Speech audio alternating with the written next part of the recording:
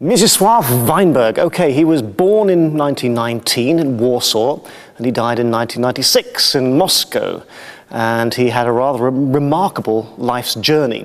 He was younger than Shostakovich and Britten, older than Maxwell Davis and Birtwistle and Schnittke, so he's in the middle of those two generations.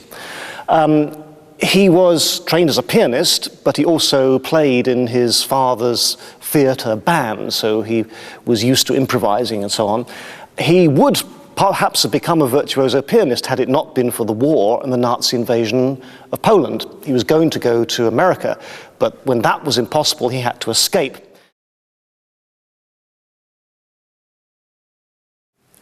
Weinberg was a great friend of Shostakovich, and his music shows that influence. I think it was Shostakovich's Fifth Symphony that really transformed Weinberg's life and showed him you could write modern music that was accessible to a broad range of people.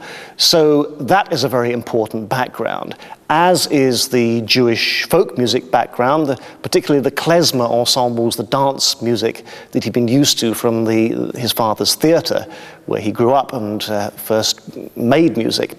So Shostakovich with a Jewish accent is one way of understanding it.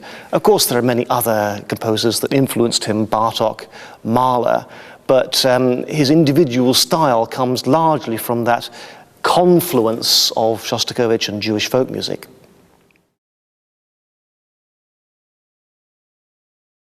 The remarkable thing about Weinberg and his relationship to Shostakovich is that there was a mutual respect and a mutual influence. They showed each other all their significant new compositions as they were being composed and as they were finished. And clearly, Shostakovich was such a huge figure in Soviet music, Weinberg could not avoid that influence. It's sometimes quite clear.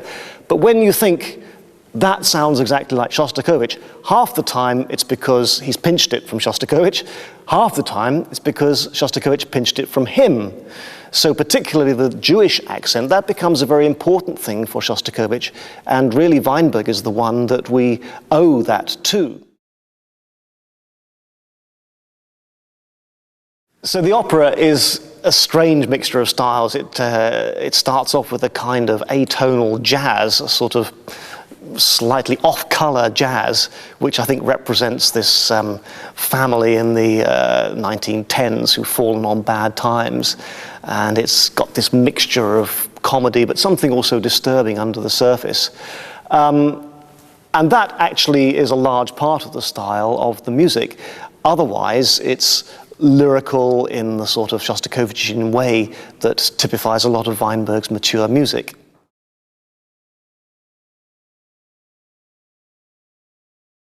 Weinberg's Requiem is one of these pieces that commemorates the dead in war, a topic very close to his heart because his family perished under the Nazis.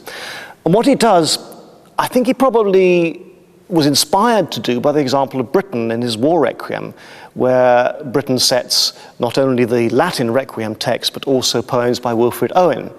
So Weinberg doesn't do precisely that, but he chooses texts from authors from different countries. So there's a Soviet author, there's two poems by Garcia Lorca, there's one by Sarah Teasdale, the American poet.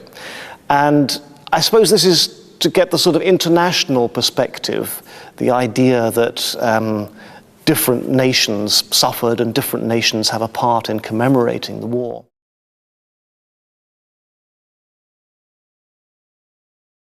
Apart from Weinberg's strongly ethical music, like the Requiem and a number of the symphonies, and his first opera indeed, he wrote a lot of music in the traditional genres, string quartet, concerto, sonata, and so on. There are 17 string quartets.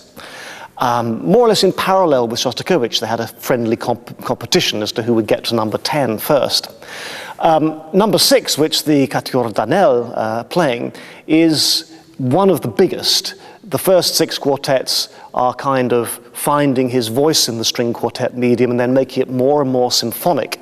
So third quartet is in 3 movements, fourth is in 4, the fifth is in 5, and the 6th quartet is in 6 movements. It's big, symphonic, passionate, dramatic, very immediate and inspiring music. I don't think anybody would deny that Shostakovich and Prokofiev are the sort of number one and number two, whichever order you choose, of Soviet music. But there's quite a sort of interesting debate as to who might be number three. Should we say it's Khachaturian or someone slightly less well-known like Miaskovsky? Well, my hunch is that once people know Weinberg, it's an enormous output, 154 opuses and 66 film scores. Once people get to know a certain amount of this music, then the idea will dawn that maybe number three, if not higher, is Weinberg.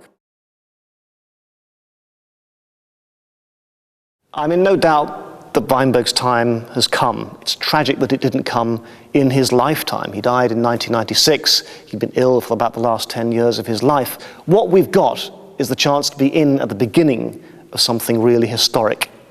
So that was not performed in his lifetime, and because various other composers were very fashionable towards the end of his life and afterwards, it's had to wait all this time for its premiere. So a major piece that has never been heard before. So we'll be hearing Weinberg's Requiem in the Philharmonic Hall in Liverpool, conducted by a great Weinberg specialist, Thomas Zanderling, and that space and those performers, the orchestra and the choir and the soloists, will be a fantastic opportunity to hear Weinberg in the most exciting way possible.